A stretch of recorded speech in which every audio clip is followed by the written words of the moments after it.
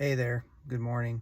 First off, correction on my video yesterday. Yesterday, I started talking about the qualifications listed in scripture for people who are serving as overseers or deacons in the church, and how really that's how all of us should be striving to live. Correction is, I said it was in 2 Timothy. It's actually in 1 Timothy chapter 3. On that note, the first one was being somebody who is above reproach. If you didn't watch the other video, go back and watch it. Today, the second one that's listed is being faithful to his wife.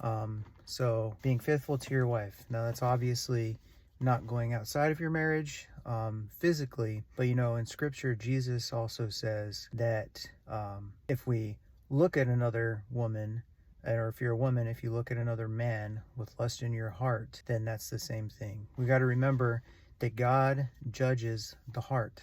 And so, to be honest, I have struggled with my eyes. Unfortunately, I would say probably the majority of men have, but the Lord has thankfully redeemed that.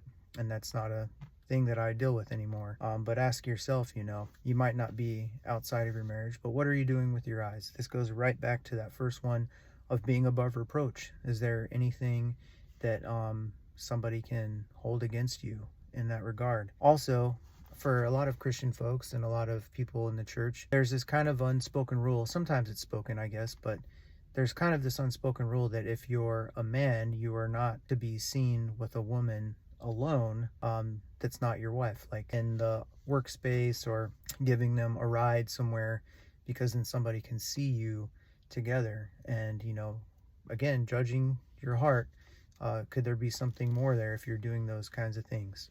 So again, back to being above reproach, this one specifically, with how you are with folks of the opposite sex.